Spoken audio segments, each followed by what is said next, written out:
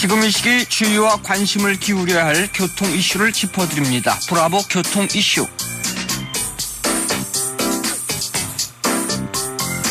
자율주행 자동차가 알아서 달리고 알아서 서준다면 추돌이나 충돌 사고는 물론 끔찍한 2차 사고도 예방할 수 있겠는데, 이 국토교통부가 자율주행차에 이런 안전장치 장착을 의무화하는데 정작 어린 탑승객을 위한 안전장치는 없다고 합니다. 자세한 내용 김경계 교통전문위원에게 들어보도록 하겠습니다. 안녕하세요. 네, 안녕하십니까. 네, 운전자가 없어도 달리는 자율주행차가 등장하면서 안전 부분이 함께 그 문제로 대두가 되고 있는데, 네. 이 국토교통부의 의무화 취지는 어떤 것인가요? 네, 말씀처럼 자율주행차에서는 없어서는 안 될 안전 기능이 의무화되는 셈인데요. 운전자가 잠시 딴전을 피워도, 또 앞차가 갑자기 정차하거나 끼어들었을 때도 자동차가 알아서 속도를 줄이거나 정지하는 시스템을 말합니다. 졸음운전은 물론 생각지 못한 장애물과 충돌할 이런 위급 상황이 되게 되면은 감속도 해주고, 또 정도에 따라서는 급정지해주기 때문에 이런 상으로는 낙하물은 물론 2차 사고까지 방지하게 됩니다. 네, 주요 기능이지만 수입차나 국산차 모두 비싼 고급형이나 또는 부가적으로 선택해야 하는 장치인데, 이제는 그 자율주행차에 다 적용해야 되는 것이군요. 그렇습니다. 현재는 비싼 고급차에만 적용이 되는 제한은 물론이고, 또 선택할 수 있는 기위마저 일부 모델로 한정이 되어 있는데요. 최근 미국 정부도 이 AEB 의무 적용을 확정했다고 합니다.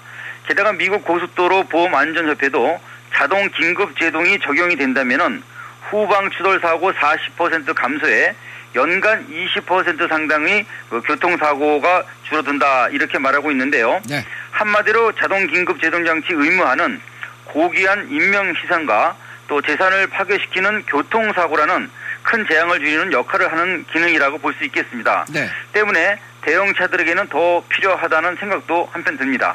네. 그 소형차나 경차인 경우 충돌과 충격 에너지는 상대적으로 더 많이 받을 수밖에 없는 구조인데, 네. 앞으로 이 큰 도움이 되겠어요? 네, 신차부터 적용을 하고 유예 기간을 둬서 전차종으로 확대한다는 계획인데요. 소형차나 경차는 자세 제어 장치도 없는 상태인데, 네네. 주간 부처가 앞장서서 후방 추돌 경고 등에 끝날 이런 장치의 확대를 자동 긴급 제동 장치로 격상시킨 셈이 됩니다. 미국도 현대 기아차를 비롯한 20개사의 주요 브랜드들이 이런 장착에 합의한 것으로 알려지고 있는데요. 네. 자동 변속기만 달 수 있는 이 장치는요, 2020년까지 순차적으로 적용이 되고, 대형차의 경우는 3년 유예 기간까지 두고 있습니다. 네. 이에 반해서 탑승 어린이 안전 문제는 아직 거론되지 않고 있는데요. 다만 볼보 자동차가 어린이 안전 기술 혁신 컨퍼런스 개최를 통해서 이런 문제점을 지적하는 환기에 나서고 있습니다. 네, 그 안전한 자동차로 알려진 볼보에서 어린이 안전을 염려하는 기술 혁신 컨퍼런스를 가졌다면 주로 어떤 내용에 관심을 뒀을까요? 네, 볼보 핵심 기술 분야는 교통 취약자인 어린이와 임산부 안전을 생각하는 자동차 안전가이드 설명에 초점이 맞춰졌는데요. 운전이나 탑승 임산부가 사고 충격 때문에 태아를 잃게 돼도 생명체를 보지 않는 보상 현실에서 네. 아주 민감하고 중대한 사안이라고 볼 수 있겠습니다. 차일드 세이프티 기술 혁신을 소개한 안전연구센터 로타 야콥스는 국제표준기구 어린이 카시트 분야 회장을 역임한 수석 연구원답게 어린이 안전 탑승에 남다른 열정과 열의를 표명했는데요. 네. 1990년대부터 수집해온 교통사고 데이터를 기반으로 해서 임산부와 어린이 탑승 보호를 비롯한 교통사고 사망자나 중상자가 없는 신형 볼보차의 비전 2020 목표를 제시하기도 했습니다. 네, 유형이 아주 다양한 교통사고에서 산모와 태아를 보호하고 어린이 안전을 중시하는 차일드 세이프티 기술 혁신, 어떤 것인지 궁금해요.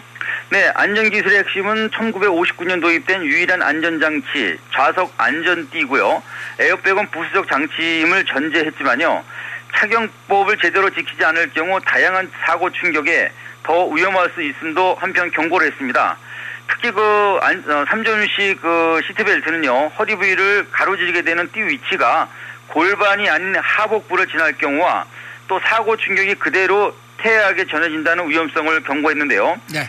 여기에는 키가 낮은 어린이 목 부위를 지나게 되는 세로띠 위치를 어깨 위로 올려주는 부스터의 키높이 기능도 필수이지만 네. 만일 느슨하게 착용을 하게 된다면 역효과를 낼 수 있다. 이런 설명되어 있습니다. 따라서 3점식의 올바른 착용은 가로띠는 반드시 골반을 또 사선띠 방향은 어깨 쇄골 부위를 지지할 수 있는 만큼 단식을 피하는 이런 형식적 착용은 금물이다. 이런 경고도 했습니다. 네.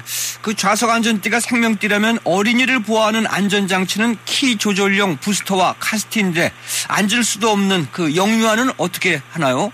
네, 문제입니다. 그 유아용 보호 장구 시조는 1972년 스웨덴 볼보사에 의해 출시된 앞이 아닌 뒤를 본 상태에서 뒷좌석에 고정시키는 후방형 카시트입니다.